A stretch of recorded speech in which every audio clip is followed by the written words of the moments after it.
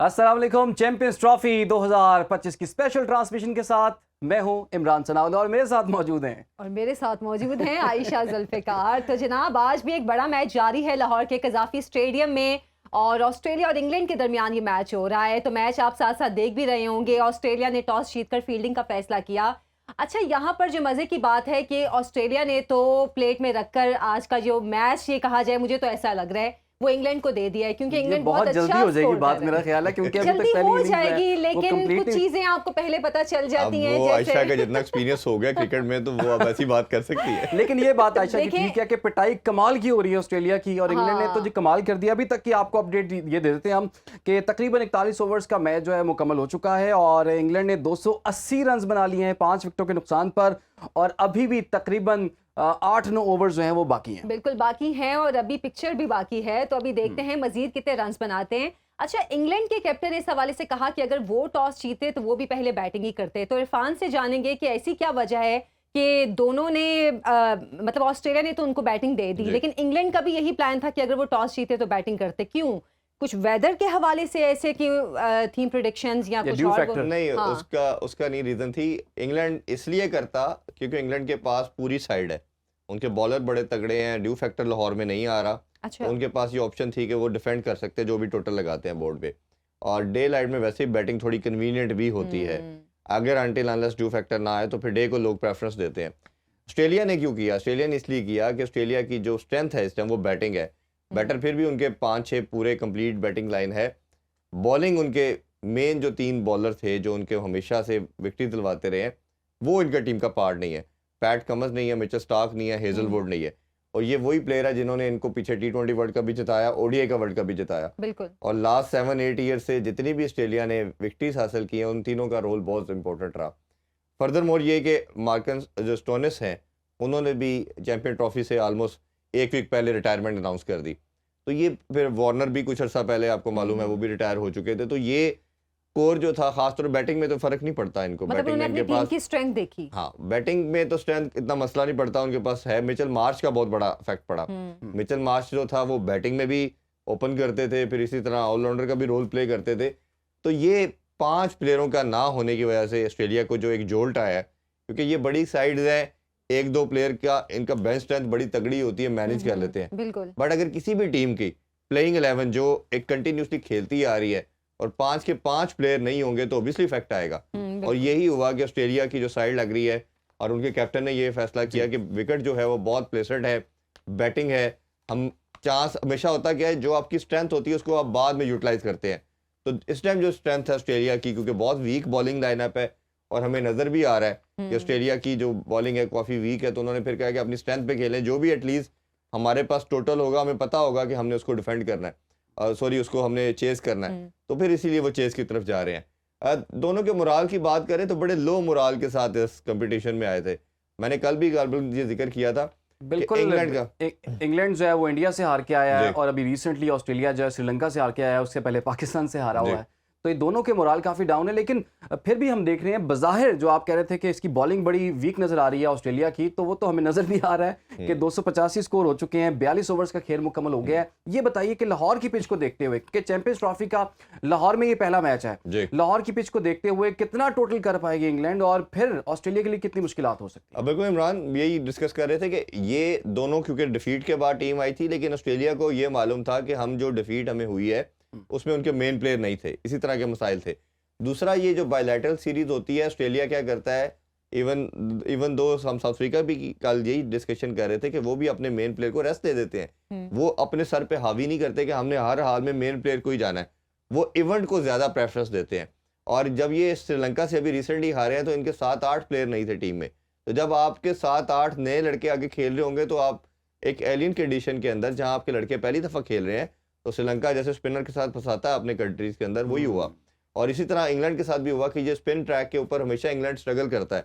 आपको 2023 का world cup भी याद होगा, इंग्लैंड 7वें नंबर पे था, आया था टेबल में, ऑलमोस्ट सारे मैच हारा था। एक टाइम तो ये आ रहा था कि शायद वो टॉप 8 में भी नहीं आएगा। तो बड़ी मुश्किल से लास्ट 2 मैचेस जीत के उन्होंने अपने आप को सेव किया।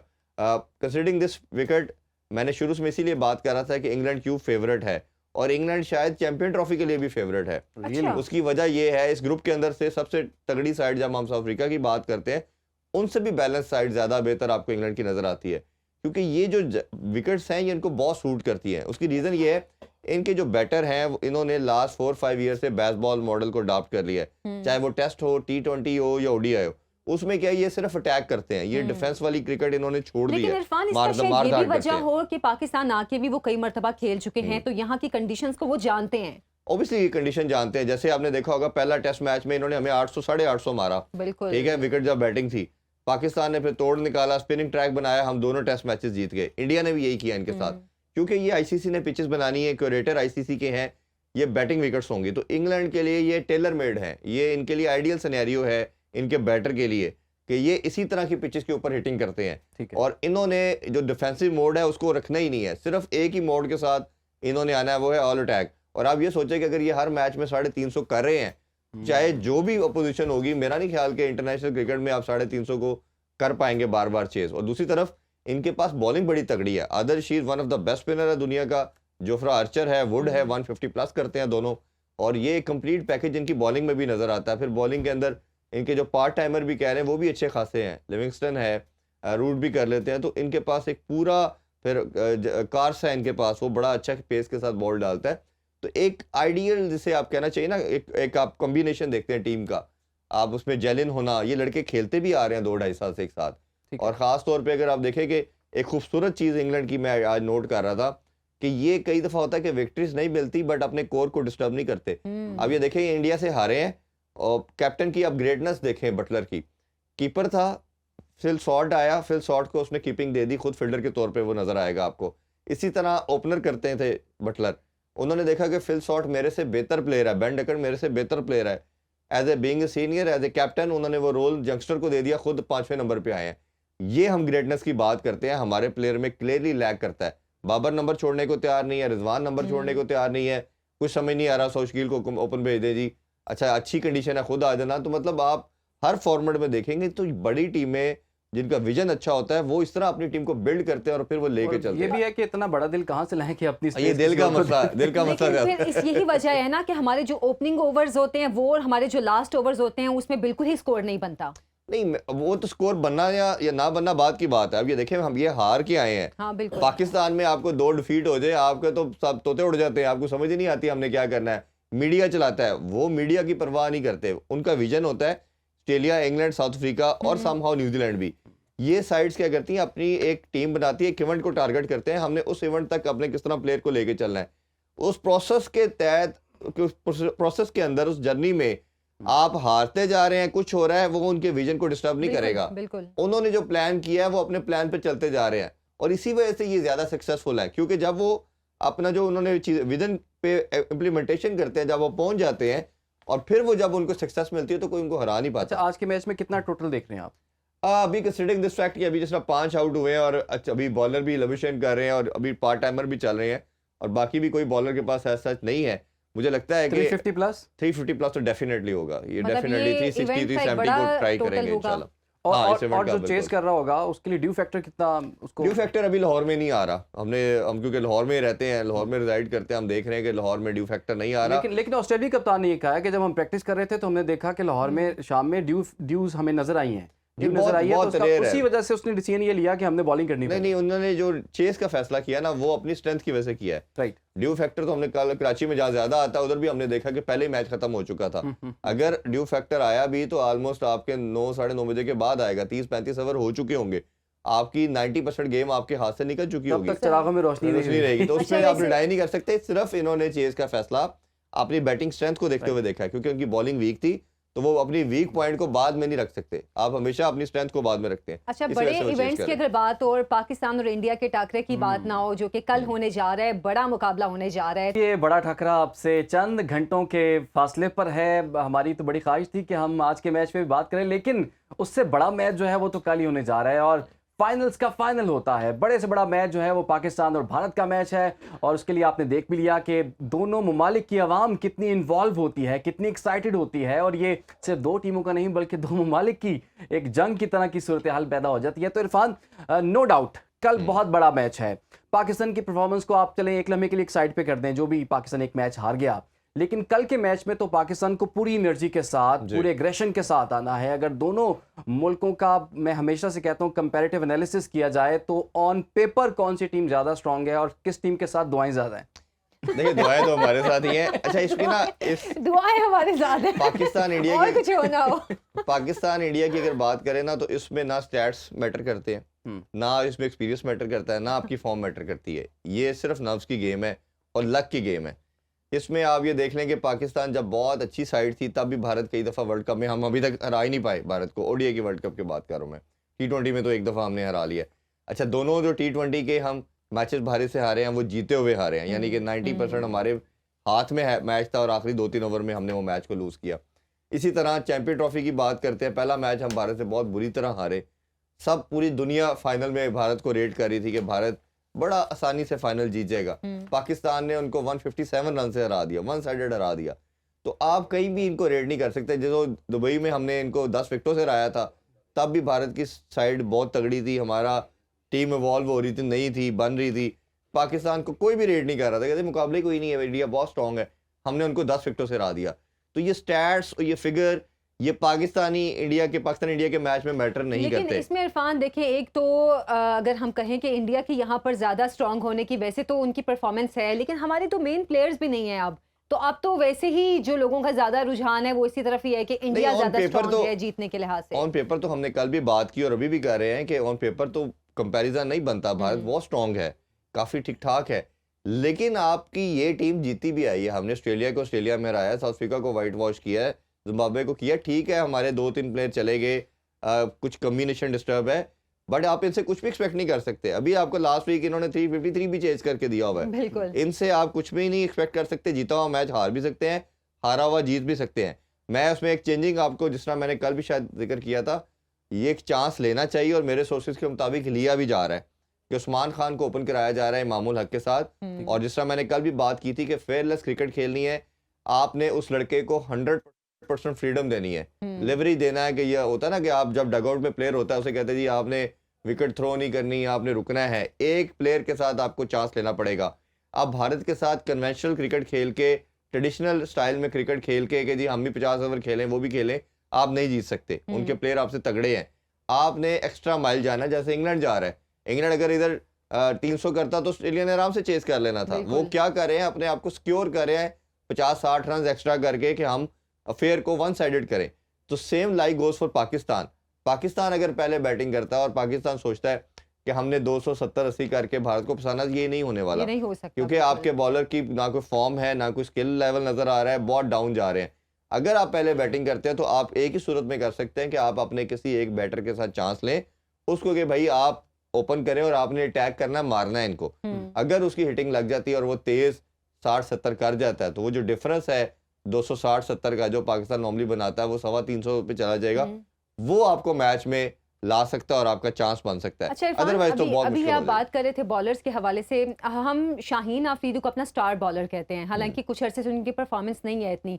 ऐसा लगता है कि जब से उनकी इंजरी हुई थी उसके बाद से उनकी परफॉर्मेंस वो वाली नहीं ज्यादा रही। इसकी वजह क्या है? इंजरी के बाद क्यों उनकी परफॉर्मेंस में इतना जवाल आया है, इतना डिक्लाइन, कि वो कहीं पे भी इतना अच्छा परफॉर्म नहीं कर रहे? देखिए, ये बड़ा अनफॉर्चुनेट है हमारा। आप किसी भी प्लेयर को उठा के देखेंगे, एक तो वैसे भी हमने कल भी डिस्कशन की थी कि हमारा प्लेयर अपना कैरियर पीक से स्टार्ट करता है और ग्रेजुअली डिप आता है, डिक्लाइन की तरफ जाता है। रिगार्डलेस के दुनिया में एक नॉर्मल क्रिकेटर के तौर पे आते हैं और वो ग्रेजुअली फिर सुपरस्टार बनते हैं। हमारा ये ऐसा प्रॉब्लम नहीं। दूसरा ये, इधर मैं हाफ रिस्पॉन्सिबिलिटी प्लेयर पे डाल रहा हूँ, हाफ में बोर्ड पे भी डाल रहा हूँ कि आपने प्लेयर को रिहैब कैसे करवाना है। बुमराह 135-40 का बॉलर था, इंजर्ड हुआ, वापस आता बैक इंजरी से 140 से प्लस चला जाता है। आखिर उसने इंजरी के टाइम ऐसा क्या उसके साथ रिहैब में काम किया, फिर उसकी स्किल लेवल और इनहैंस होके आई। वो जितनी यॉर्कर चाहता है यॉर्कर मार रहा है, अंदर ला रहा है, आउट स्विंग कर रहा है, बाउंसर कर रहा है, कहीं से नहीं लग रहा कि इंजर्ड है। नसीम इंजर्ड होता है, पेस खत्म।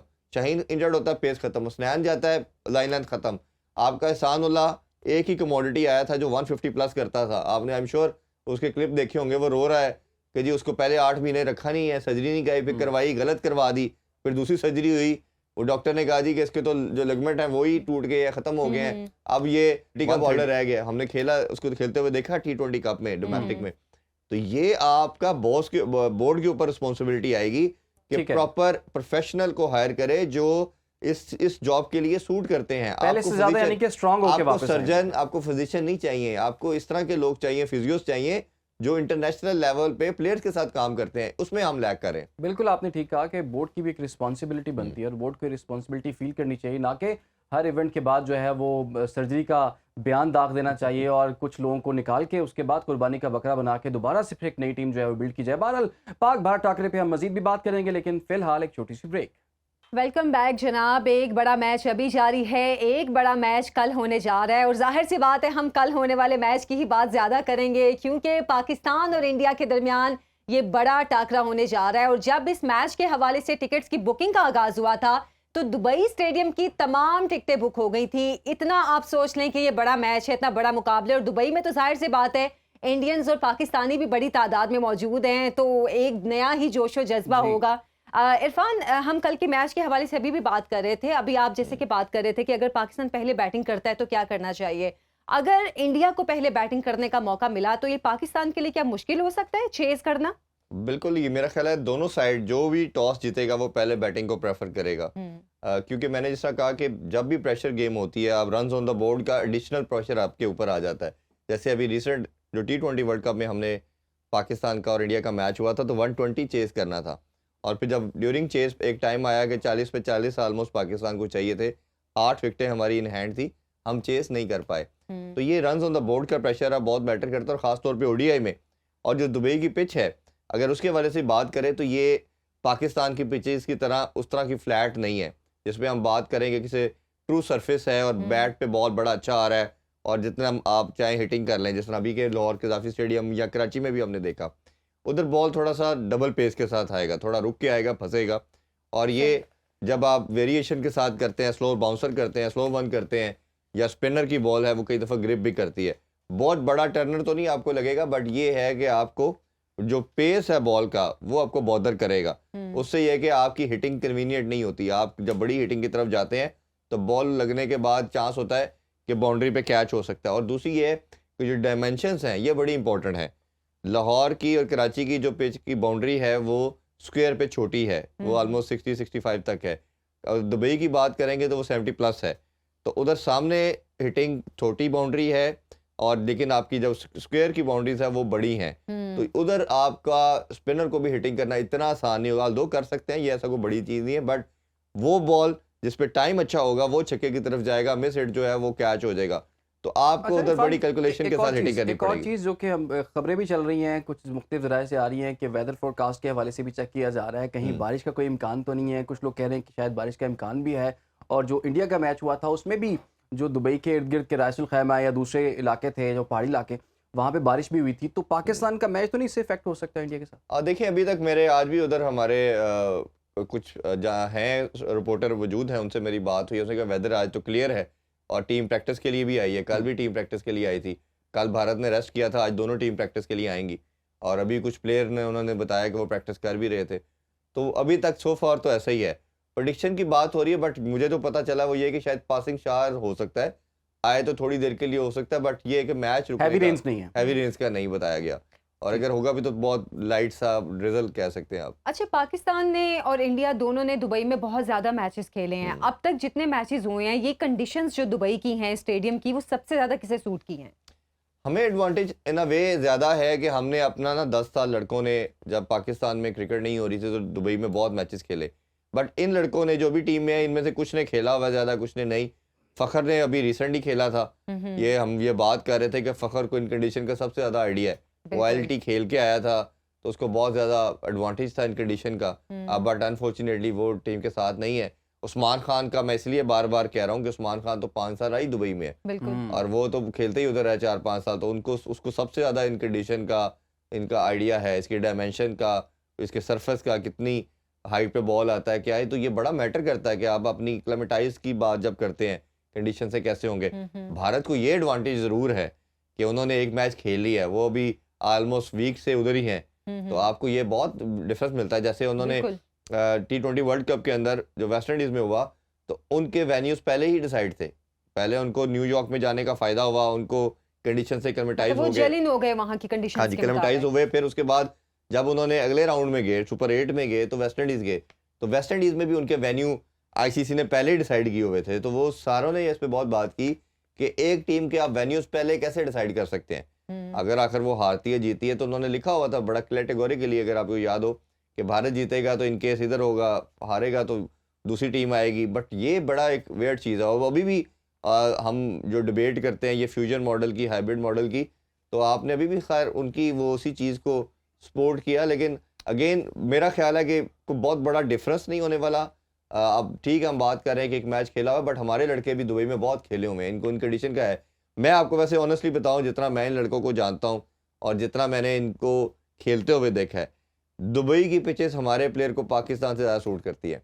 और ये जब पहले भी पाकिस्तान हारा था तो मैंने कहा था यही इवेंट पूरा दुबई में करा लें, पाकिस्तान का चांस है, पाकिस्तान में चांस नहीं है। ये मैं आपको जेन्युइन चीज़ बता रहा हूँ, क्योंकि हमारा जिस तरह का सरफेस है, बैटिंग विकेट्स आती हैं तो अपोजिशन ज़्यादा मार के चली जाती है। ठीक है, अगर पेसर हो तो हमारे उधर बैटर बॉलर होते हैं। दुबई का जो एक स्टाइल है ना, जो पिचेस का स्टाइल है, लो बाउंस, बॉल का थोड़ा फंस के आना, रुकना, ये इनको टेक्निकली सूट करता है हमारे बैटर को। और कहीं ना कहीं हमारे बॉलर भी इस तरह की, जिसे कहते हैं ना, वो फंसी हुई विकेटों पे इस पे बॉल लेकिन जरा फिर वही आ रहा है, बात ज्यादा आपने सूट जो करता अभी है। बात की कि हमारे प्लेयर्स ने जब पाकिस्तान में मैच नहीं हो रहे थे तो दुबई में ही खेला हाँ, इन्होंने। हमारी होम सारी शायद सीरीज हुई उधर ही है। इसीलिए वो दुबई की कंडीशंस को ज्यादा पसंद समझ करते करते हैं, हैं। ज्यादा फेवर करती हैं वो कंडीशंस उन्हें। नहीं, हमने जितनी भी सीरीज, चाहे टेस्ट की बात कर लें, ओडीआई खेलें, तो हमारी जो सक्सेस का रेशियो देखेंगे ना आप, तो यूएई में हमारा ज्यादा था, पाकिस्तान में कम था। खेलने की वजह से भी हाँ, मैंने तो ये एक लाइटर मोड पे ये बात की थी कि पाकिस्तान को जिताना है तो दुबई में खिला दे। तो गई भी है ना पाकिस्तान टीम, उधर ही है इस वक्त। आप परेशान ना हो, पहला मैच हम हार गए ना पाकिस्तान में, दूसरा मैच दुबई में है, हम ये भी देख लेते हैं। तो ये भी जिसे कहते हैं, अगर आप ये देखें शारजा में कितनी पाकिस्तान की फतुहात है, उस टाइम में भी, जब इवन 80s में 90s में भी हमने शारजा में कभी इंडिया को या किसी भी कंट्री को हिलने नहीं देते थे। उसकी वजह ये थी वो हमें बहुत सूट करता है, वो शायद उसकी बेटी से प्यार है। दुबई की शॉपिंग से प्यार है। इरफान ज़हीर साहब जो हैं वो ये कह रहे हैं कि पाकिस्तानी टीम को दुबई जो है वो ज़्यादा सूट करता है और वहाँ पे पाकिस्तान की फतुहात भी ज़्यादा है। चूँकि हमने बहुत अर्सा वहाँ पर खेला है तो कुछ ना कुछ एज हमें वहाँ पर होगा। और वहीं पर मैच है, पाकिस्तान टीम भी वहीं पर है और इंडियन टीम भी वहीं पर है और कल एक बड़ा टाकरा भी वहीं पर होने जा रहा है। तो देखना होगा कि वो कितना पाकिस्तान को इस चीज़ का फ़ायदा होता है। बहरहाल एक छोटी सी ब्रेक। इस स्पेशल ट्रांसलेशन में एक मरतबा फिर से आपको खुशामदीद कहते हैं। जैसा कि पाक भारत टाकरे की बात हो रही थी तो यकीनन पाकिस्तानी शायकीन की यही खुशी भी है, यही कोशिश भी है, यही दुआ भी है कि पाकिस्तानी टीम कल का मैच जीते और ये यकीनन पाकिस्तानी अवाम के एक तोहफे से कम नहीं होगा। अब ये बड़े यादगार किस्म के लम्हात जो हमने आपको दिखा भी दिए, तो हीट ऑफ द मोमेंट में ऐसा हो भी जाता है। तो हम भी जब क्रिकेट छोटी मोटी याद रह जाते हैं, तो हमेशा कैमरे पे जो कैप्चर हो जाते हैं वो हमेशा हिस्ट्री बन जाते हैं। बिल्कुल। अच्छा, थोड़ी सी आपको अपडेट करते चलें कि इस वक्त जो ऑस्ट्रेलिया और इंग्लैंड के दरमियान जो मैच जारी है, इंग्लैंड ने ऑस्ट्रेलिया को जीत के लिए 352 रन का हदफ दे दिया है। इस पे भी हम बात करेंगे क्विकली। अगर इरफान आपसे हम पूछना चाहें तो एक टोटल कैसा है और ऑस्ट्रेलिया के लिए कितना मुश्किल है अब? देखें, बहुत बड़ा टोटल हो गया है और मेरा ख्याल है कि ये उनके पास ये बॉलर के अंदर इतनी स्ट्रेंथ है कि वो उसको इजीली डिफेंड कर सकते हैं। बट ऑस्ट्रेलिया गेम से आउट नहीं है। अगर जिस तरह मैंने पहले भी बात की कि उनकी जो स्ट्रेंथ है वो बैटिंग है, ऑस्ट्रेलिया की बैटिंग उनकी पूरी है, 6ठे नंबर तक उन्होंने, अब 7वें नंबर पर बल्कि कैरी भी है उनके पास। तो ये कोशिश करके डीप लेके जाने की कोशिश करेंगे। अगर एंड में उनके पास 10 ओवरों में 100 भी चाहिए होगा तो they would be in the game. और ये मेरा ख्याल है कि एक अच्छा मुकाबला हमें देखने को मिल सकता है, क्योंकि अभी तक जितने मैच हुए हैं वो वन साइडेड अफेयर ही हुआ है।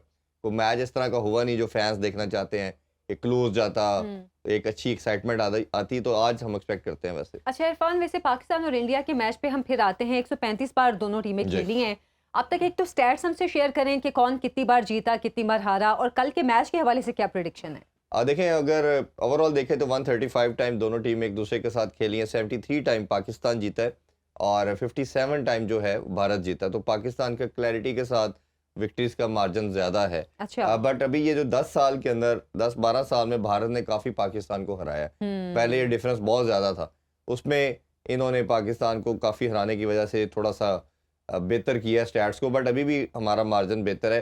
फिर मैं वही बात करूंगा, प्रेडिक्शन इसमें हम क्या कर सकते हैं, इस पर कोई प्रेडिक्शन बनती नहीं है। ये नर्व्स की गेम है, लक की गेम। मैं लक की भी कहता हूँ। कोई एक बैटर जैसे फखर चल गया था, फिर फखर जब बुमराह की बॉल पे आउट हुआ तो नो बॉल होगी। तो कहीं ना कहीं मुझे लगता है कि इसमें लक वाले एलिमेंट भी इन गेम के अंदर हमें देखने को मिलते हैं। बट रिगार्डलेस दिस कि ये गेम सारी नर्व्स की है। अगर आप प्रोफेशनली अगर देखें स्टैट्स वाइज, मैंने जैसे पहले भी कहा कि कई दफ़ा स्टैट्स में पाकिस्तान बेहतर था बट भारत जीता रहा, भारत बेहतर था पाकिस्तान जीता रहा, तो ये नर्व्स की गेम और साथ लक थोड़ा सा भी जिसको सपोर्ट कर गई, किसी का दिल हुआ। लक को छोड़े ये बताएं दिल क्या कहता है? पाकिस्तान दिल क्या कहता है? दिमाग कुछ और कह रहा है, दिल कुछ और कह रहा है, दिमाग कुछ और कह रहा है। चलें इस बार आपका दिल इंशाअल्लाह क्या कह रहा है? पाकिस्तान कल का मैच जीतेगा और ये मेरा दिल भी कहता है, मेरा दिमाग भी कहता है और हम दुआ भी करेंगे। बहरहाल आज के इस ट्रांसमिशन का वक्त भी खत्म हो जाता है, कल फिर आपकी खिदमत में हाजिर होंगे, तब तक के लिए अल्लाह हाफ़िज़।